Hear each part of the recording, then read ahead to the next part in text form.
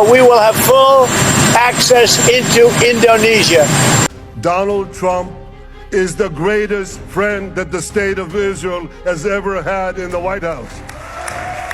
Kita juga harus mengakui dan menjamin hak Israel untuk berdiri sebagai negara yang berdaulat. Data pribadi kita resmi dijual ke Amerika. Hah? Udah data kita dijual, sekarang perusahaan seperti Netflix, Meta, Google, perusahaan Amerika ini makin susah ditarik pajak. Ya Allah, dosa apa ya Indonesia? Terus-terusan ditipu sama Amerika. Hai, Assalamualaikum buat semua yang sedang menonton video ini. Kami di Tukang React mendoakan Anda semua dalam keadaan sihat walafiat, dijauhi dari segala bala musibah, dan sentiasa dalam lindungan Allah Subhanahu wa Ta'ala. Akhir-akhir ini, Indonesia selalu saja dikejutkan dengan pernyataan-pernyataan Presiden mereka Prabowo Subianto yang pada akhirnya memicu perbincangan hangat di kalangan warganet. Antaranya beliau pernah menyatakan hak Israel sebagai negara berdaulat dalam masa yang sama menegaskan akan mengakui Israel sekiranya Israel mengakui kedaulatan Palestin. Prabowo juga siap hantar 8,000 atau lebih askar ke Gaza untuk perdamaian Israel dan Hamas. Prabowo juga siap jadi juru damai konflik Israel, Amerika dan Iran, bahkan siap beri data-data Indonesia kepada Trump. Baiklah, di video kali ini kita akan saksikan respon warga Indonesia terhadap pernyataan-pernyataan Pak Prabowo. Sebelum tu korang boleh support Tukang React dengan cara tekan butang subscribe, tekan loceng, dan jangan lupa komen yang baik-baik. Tanpa buang masa, mari kita sama-sama saksikan. Let's go. Ya Allah, dosa apa ya Indonesia? Terus-terusan ditipu sama Amerika. Padahal Indonesia sudah kasih tambang, perpanjang Freeport, kasih data pribadi rakyat Indonesia, bayar BOP 17 triliun, kirim 8.000 tentara ke Israel, wajibkan belanja ratusan triliun ke AS, dipaksa impor beras, dipaksa impor 580.000 ayam, masih terus-terusan Indonesia dijadikan kacung Amerika Serikat.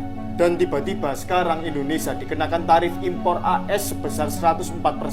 Wah, Indonesia ini benar-benar kena prank habis-habisan ya sama Amerika Serikat. Padahal kita sudah kasih semuanya, sudah jilat habis-habisan tuh Amerika Serikat. Masih aja dikenakan tarif dagang sama perang. Emang susah negeri ini kalau sudah dikuasai sama antek-antek asing. Ini kebijakan paradoks apalagi sih? Sudah ada kesepakatan dengan Trump akan mentransfer data konsumen ke Amerika Serikat dan sepakat produk Amerika Serikat bebas label halal di Indonesia. Kenapa sih yang harus menjadi pertaruhan itu adalah rakyat?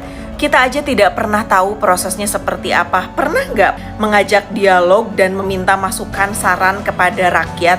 Jadi setiap hari saya itu baca berita, selalu tidak pernah ada kabar baik dan ada saja terobosan-terobosan kebijakan yang membuat saya itu mengelus dada dan istighfar. Astagfirullahalazim. Ini kenapa kerusakan itu semakin nyari sempurna. Kita tuh punya pemimpin ya, tapi kita merasa kita nggak punya pemimpin gitu. Ketika rakyat turun ke jalan, ketika rakyat demo, menuntut keadilan, menuntut haknya, kita dituduh antek-antek asing. Sementara kedaulatan kita sendiri sedang dipertaruhkan melalui kebijakan-kebijakan yang kita sendiri juga tidak pernah tahu prosesnya seperti apa. Saya tetap mengajak kepada teman-teman semua untuk yuk kita selalu kritis, bersuara aja kita di media sosial agar semakin banyak orang yang teredukasi. Deal Prabowo Trump, produk AS yang masuk RI tak perlu dilabeli halal. Ini menarik nih. Tadinya saya pikir ini hoax, karena masa iya negara kita bikin keputusan begini? Nggak mungkin lah. Nggak mungkin. Tapi ada lagi berita ini. Produk AS bebas sertifikasi halal saat masuk Indonesia. Indonesia juga menyepakati pelonggaran aturan halal untuk produk pangan asal AS. Berarti memang valid nih beritanya. Walaupun kita harus ingat, negara Indonesia ini memang bukan negara Islam. Kita punya banyak keragaman dan warga yang beragama lain. Mereka memang nggak diharuskan untuk konsumsi produk halal. Tapi faktanya, negara kita memang mayoritas warganya beragama Islam. Gimana ceritanya keputusan ini dibikin pas kita yang Muslim lagi tengah-tengah nikmatin bulan Ramadan? Dan nanti dampaknya kayak gimana? Saya sama cek Detik dan Tirto. Kemarin itu, Presiden kita dan Presiden Amerika Serikat baru aja ngelakuin kesepakatan bisnis. Amerika dapat keuntungan kayak gini, Indonesia dapat keuntungan kayak gini. Ditambah lagi, Indonesia harus ngasih data rakyat rakyatnya ke Amerika. Kalau kata saya mah ini nggak adil. Tapi kalau kata Pak Presiden ini adil, saya ngikut aja. Salah satu dampaknya, ya kelihatannya akan makin banyak produk dari luar negeri yang nggak bersertifikasi halal beredar di masyarakat. Berarti kita harus lebih berhati-hati kalau beli apapun. Perhatiin, ada label halalnya atau enggak. Kamu nggak bisa ngebaca di artikel-artikel ini. Netizen komen, yep, bagus. Sementara kita UMKM wajib sertifikasi halal dan tidak mudah prosesnya. Nah, karena ini viral, pemerintah langsung klarifikasi. Kita baca, tak semua produk AS bebas sertifikasi halal. Makanan dan minuman wajib. Jadi pemerintah bilang, kita udah kerjasama sama lembaga halal luar negeri di AS. Jadinya, dari sana pun bisa dikasih label halal yang sah. Nah, hasilnya kita lihat aja nanti gimana. Amerika dan Israel perang lawan Iran. Presiden Prabowo tawarkan jadi mediator dialog agar konflik damai. Wow, keren banget presiden kita, Presiden Prabowo Subianto. Waduh, luar biasa. Presiden Prabowo ini memang diperhitungkan di dunia internasional. Saya yakin kalau Presiden Prabowo menjadi mediator antara Amerika, Israel, dan Iran, pasti konflik akan damai. Karena memang apa yang dilakukan oleh Presiden Prabowo, ucapan yang disampaikan akan didengar oleh Donald Trump, oleh Netanyahu, dan oleh pihak Iran ya. Saya yakin Presiden Prabowo mampu membuat konflik di antara negara-negara itu damai. Saya doakan Bapak Presiden Prabowo selalu diberikan kesehatan, keselamatan, panjang umur, dan murah rezeki. Bravo Presiden Prabowo, Bapak pasti bisa mendamaikan perang di dunia ini. Kalau di Indonesia perangnya melawan MBG. MBG busuk masuknya, MBG yang nggak baik. Kita juga harus mengakui dan menjamin hak Israel untuk berdiri sebagai negara yang berdaulat dan negara yang harus juga diperhatikan dan dijamin keamanannya. Indonesia sudah menyampaikan begitu negara Palestina diakui oleh Israel, Indonesia siap untuk mengakui Israel dan kita siap untuk membuka hubungan diplomatik dengan Israel. Sebanyak 8.000 tentara Indonesia siap dikirim ke Gaza. Kedengarannya seperti berita yang cukup membanggakan. Tapi apakah ini murni misi kemanusiaan atau justru kita sedang masuk ke dalam skenario dan agenda orang lain? Teman-teman harus paham bahwa Indonesia ditunjuk menjadi wakil dari ISF, International Stabilization Force. Di atas kertas, ini seakan sebuah panggung besar bagi diplomasi Indonesia. Tapi kita jangan pernah lupakan, di baliknya ada BOP, Board of Peace, sebuah kerangka yang lahir dari alam pikiran Trump. Yang poin utamanya sebetulnya demilitarisasi daripada Hamas. Artinya, Gaza itu diminta steril, ya, melucuti senjatanya sepenuhnya. Ini yang bikin gue cukup merinding. Ada kemungkinan risiko besar kita itu sedang ditarik untuk menjadi semacam buffer atau semacam penyangga dari kebijakan Amerika Serikat dan juga Israel. Teman-teman coba bayangin, Muslim Gaza yang berjuang untuk tanahnya pada akhirnya harus berhadapan secara langsung dengan sesama Muslim yang itu kebetulan kita, yang datang dengan mandat internasional buatan Trump, BOP. Dan ini cukup berpotensi mengadu domba kita, yang akan membuat narasi seolah sesama Muslim lah yang mengekang perlawanan di Palestina. Dan sejujurnya kita itu kan bukan anti perdamaian. Tapi perdamaian tanpa keadilan, apalagi tidak melibatkan Palestina, ini hanyalah kita ya cuma menunda-nunda konflik aja. Masalahnya kalau militer kita hadir di sana hanya untuk melegitimasi penghapusan hak perlawanan dan tanpa ada jaminan kemerdekaan penuh, maka niat baik kita itu hanya bisa menjadi bumerang bagi citra Indonesia di mata dunia, apalagi spesifiknya di mata dunia Islam. I can tell you we have weapons that nobody's ever dreamt of. I only hope we never have to use them. Take the best weapons in the world, and we've got a lot of them, and we've given a lot to Israel, frankly, and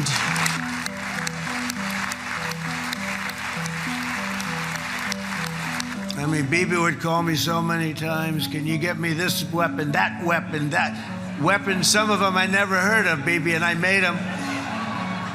But we'd get them here, wouldn't we? And they are the best. They are the best. But you used them well. It also takes people that know how to use them. and you obviously used them very well. But so many that Israel became strong and powerful, which ultimately led to peace. That's what led to peace. We have, if you think, we settled 8 wars in 8 months. I'm now including this one, by the way, if that's okay. They may say, well, that was quick, because yesterday I was saying 7, but now I can say 8. The hostages are back. The hostages are back.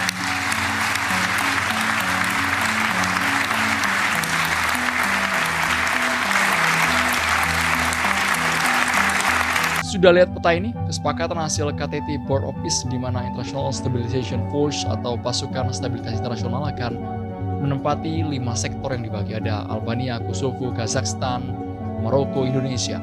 Indonesia menempati Rafah, salah satu kota di bagian selatan jalur Gaza atau berjarak sekitar 30 km. Sejatinya Rafah ini tempat pengungsian yang tadinya aman, tapi ternyata juga kena bombardir Israel yang sekarang masuk zona merah. Posisi Indonesia bukan sekedar anggota tapi juga didapuk menjadi wakil komandan ISF di Gaza. Jelas semua ini di bawah komando Amerika Serikat. Banyak pihak mempertanyakan apakah ini pasukan untuk melucuti Hamas di Gaza. Langsung dibantah Menlu. Tidak ada operasi militer. Maksudnya bukan pasukan tempur, tapi bertugas menjaga masyarakat sipil yang ada di sana. Bertugas menjaga masyarakat yang ada di Gaza. Pertanyaannya, ketika Israel lagi dan lagi melanggar aturan dan tiba-tiba menyerang pasukan ISF ini, artinya akan terjadi pertumpahan darah. Ini yang betul-betul kita hindari, yang tidak kita inginkan sama sekali, karena jelas akan ada serangan balik. Kita tunggu bagaimana realisasi penempatan 8.000 pasukan Indonesia ke Rafah. Harapannya bukan sekedar perdamaian yang kita inginkan, tapi juga kemerdekaan untuk Palestina. Data pribadi kita resmi dijual ke Amerika. Hah? Udah data kita dijual, sekarang perusahaan seperti Netflix, Meta, Google, perusahaan Amerika ini makin susah ditarik pajak. Kok bisa sih? Jawabannya karena satu hal ini. Beberapa hari lalu, Presiden Prabowo Subianto bertemu dengan Donald Trump untuk tekan perjanjian dagang yang bernama Agreement on Reciprocal Trade. Salah satu pasalnya itu membahas perdagangan digital dan teknologi. Dan ini bagian yang bikin orang kaget. Di perjanjian ini, Indonesia setuju untuk transfer data pribadi ke Amerika. Kedua, nggak bikin kebijakan untuk diskriminasi layanan digital Amerika. Dan yang ketiga, nggak ngenain pajak digital khusus ke perusahaan Amerika seperti Meta, Google, Netflix, Amazon, dan lainnya. Selama ini padahal banyak negara itu malah pengen narik pajak lebih besar dari big tech companies ini. Karena di negara-negara ini mereka juga dapat cuan padahal basisnya ada di satu negara yaitu Amerika. Nah, dengan adanya kesepakatan ini, ruang gerak Indonesia itu jadi lebih sempit. Walaupun bukan berarti pajak itu hilang total, tapi opsinya jadi lebih terbatas. Efeknya gimana? Data kita makin banyak luar negeri, platform asing juga makin dominan, startup lokal makin berat bersaing, dan pelan-pelan sebenarnya data kita bisa jadi senjata geopolitik. Gimana guys nasib kita? Donald Trump is the greatest friend that the state of Israel has ever had in the White House.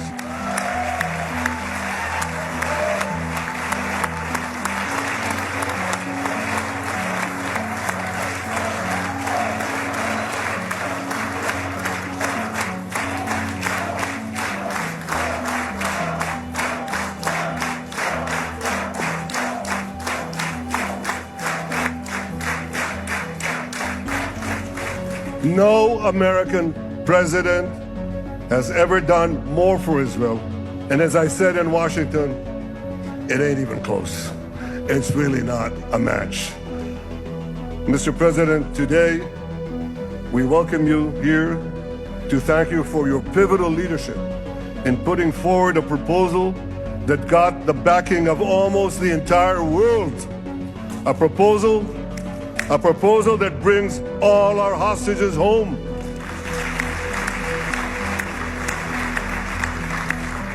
A proposal that ends the war by achieving all our objectives. A proposal that opens the door to an historic expansion of peace in our region and beyond our region. Mr. President, you are committed to this peace. I am committed to this peace. And together, Mr. President, we will achieve this peace. Banyak sekali yang positif ya, karena juga kita dianggap realistis, kita dianggap seimbang. Saya juga terang-terangan mengatakan perdamaian hanya bisa datang kalau semua orang mengakui, menghormati dan menjamin keamanannya Israel. Israel pun harus dijamin keamanannya, baru kita bisa dapat perdamaian. Data pribadi kita resmi dijual. Hah? Pemerintah itu tugasnya melindungi rakyat, bukan mempertaruhkan rakyat. Pemerintah kirim data rakyat ke Amerika. Keputusan sadar, keputusan resmi. Data rakyat Indonesia dikirim ke luar negeri. Data itu bukan file biasa, itu identitas kita, itu hidup kita. Negara lain aja mati-matian lindungi data warganya loh. Lah ini, bukannya diperketat, malah dibuka. Jangan bilang ini demi ekonomi. Jangan bungkus ini pakai kata kerjasama. Kalau keamanan digital aja dipertaruhkan, itu bukan strategi, itu kecerobohan. Kalau nanti ada penyalahgunaan, jangan suruh rakyat waspada. Yang ambil keputusan siapa? Pemerintah itu dipilih untuk melindungi, bukan untuk mengambil resiko atas nama rakyat. Kalau keputusan sebesar itu diambil tanpa rasa tanggung jawab, itu bukan pemimpin, itu pengkhianatan rakyat. Tanggapan Trump jika Indonesia keluar dari Board of Peace BOP. Para koresponden Gedung Putih dari CNN dan The New York Times melaporkan bahwa Trump secara pribadi sangat sensitif terhadap loyalitas. Pengamat di media ini mencatat bahwa Trump memandang kehadiran Indonesia sebagai negara muslim terbesar sebagai perisai moral. Jika Indonesia keluar dan merusak citra BOP, pengamat memprediksi Trump akan membalas dengan retorika negatif di media sosial yang bisa merusak sentimen investor asing terhadap stabilitas politik di Indonesia. Stephen Walt, pakar realisme hubungan internasional, Harvard. Dalam berbagai ulasannya di media seperti Foreign Policy, Walt menyinggung bahwa Trump menggunakan metode bullying diplomatik. Ancaman halusnya Trump dengan menciptakan narasi bahwa BOP adalah satu-satunya pemberi legitimasi bagi pembangunan kembali wilayah konflik. Jika Indonesia keluar, Trump melalui jaringan bisnisnya bisa memblacklist perusahaan-perusahaan dari negara tersebut untuk ikut serta dalam proyek rekonstruksi Gaza senilai ratusan miliar dolar. Lo ada yang ngerasa janggal gak sih dari Board of Peace-nya Trump? Karena menurut gue patternnya tuh aneh banget buat Indonesia. Oke, dari pertama negara Timur Tengah pada masuk nih, terus Indonesia masuk, terus tiba-tiba dar Israel masuk. Kan rasanya tuh jadi kayak, yaduh terlanjur lagi. Terus yang kedua tarif impor nih. Setelah pada awalnya tarif impor tiap negara itu berbeda-beda, dan Indonesia melakukan negosiasi gimana caranya biar tarifnya turun. Ketemulah itu kesepakatan 19%. Tiba-tiba dar Mahkamah Agungnya sana bilang kalau misalnya ini janggal dan semuanya balik jadi 10%. Buat apa jilat-jilat kalau semuanya akhirnya balik ke 10%? Tapi nggak sampai situ. Karena udah ada kesepakatan bakalan tetap 19%. Belum lagi masalah iuran sukarela BOP. Udah kearisan tetangga tuh. Sebesar 1 miliar dolar. Ada menteri yang bilang kalau misalnya dibayarnya nggak bakalan pakai duit. Menteri yang lain juga bilang pakai anggaran Kemenhan. Tapi yang jelas 17 triliun setara dengan pajak 2 juta orang. Tapi bagian paling gongnya adalah yang paling butuh BOP nggak mau ikut patungan. Dar. Kena terus gocekannya Bang Messi. Siapapun tolong ajarin Presiden Prabowo cara melihat akar masalah. MBG keracunan dia bilang nggak pakai sendok, ada sabotase. Rakyat kritis dia bilang dibayar koruptor, dibayar antek asing. Ini lagi dia pengen tampil sebagai mediator perang. Punten, kalau masih megangin dokumennya Trump, nggak usah bicara pengen mendamaikan perang. Akar masalahnya bukan itu. Bukan gue nggak pengen perdamaian. Gue orang muda, pasti kita semua pengen perdamaian. Mending mikirin cara nikah kan. Masalahnya, semenjak Indonesia bergabung ke dalam BOP, Board of Perang, patah semua. Logika kita yang mendamaikan perang hipokrit jadinya. Kalau pakai rujukan berbagai dokumen peace building dunia, mau itu dari United Nations, dari UNICEF, segala macam, perdamaian itu nggak bisa cuma tentang konflik senjata yang selesai. Tapi perlu adanya penghapusan ketidakadilan struktural di dalam suatu negara. Dan ada unsur-unsur yang perlu dipenuhi nih menuju perdamaian. Mulai dari inklusivitas, partisipasi, imparsial, addressing root cause. Nah ini gimana Indonesia pengen bicara soal perdamaian, kalau dia gabung Board of Peace aja Palestinanya nggak ada. Kalau Prabowo aja pengen menjamin keamanan Israel, penjahat perang pengen dijamin keamanannya. Ini ibarat ada pelaku kekerasan seksual sama korban, terus polisi bilang, Ya kalau kita pengen melindungi korban, kita juga perlu lindungi keamanan dari pelakunya dulu. Yang gak nyambung, gak make sense. Dalam hal ini, kita sangat melihat bahwa peran Indonesia krusial, oke, kita sebagai gerakan non-blok. Tapi kalau langkah yang dilakukan seperti Presiden Prabowo kayak gini, ya udah kita nggak akan pernah percaya Indonesia bisa mencapai titik itu. Apalagi peace building perlu ada legitimasi baik internal maupun eksternal. Di internal, gua nggak yakin Presiden Prabowo dipercaya oleh rakyat untuk melakukan itu.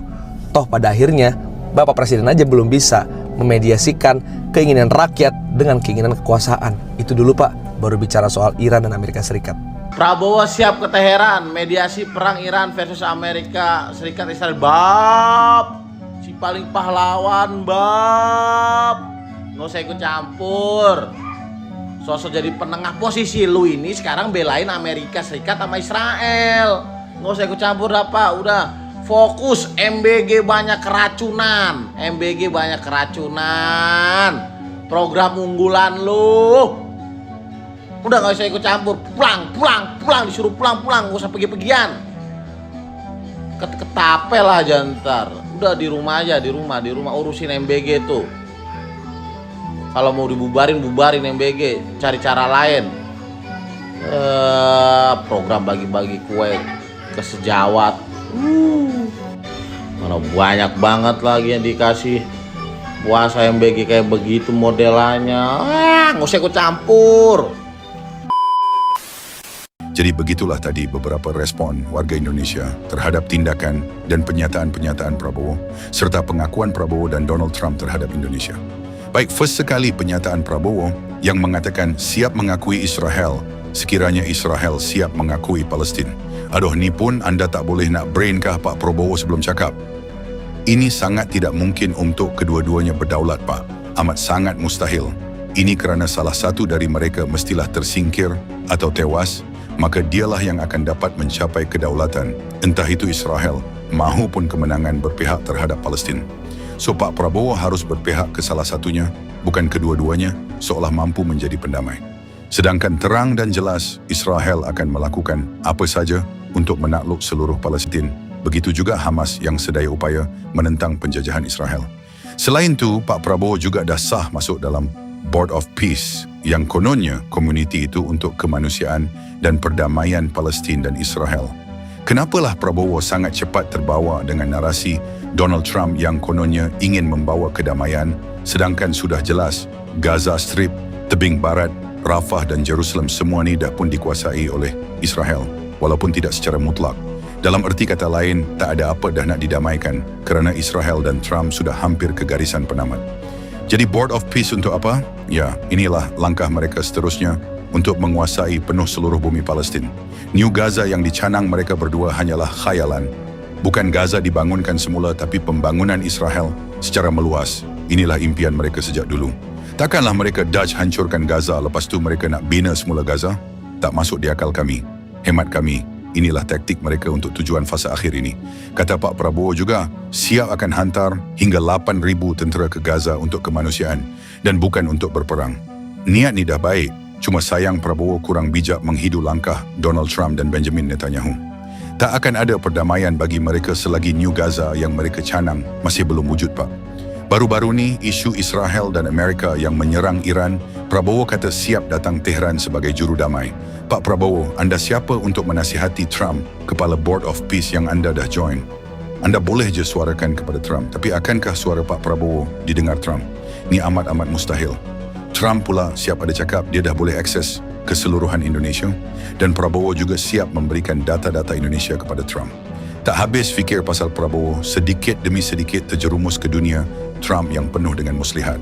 Kesimpulan yang kami perolehi, hemat kami, Prabowo dah tak boleh undur dah dari jerat Trump kerana jika dia keluar dari Board of Peace, maka Trump akan berusaha memburukkan Indonesia di mata dunia dan melumpuhkan ekonomi Indonesia untuk menyelamatkan Board of Peace yang dibentuknya.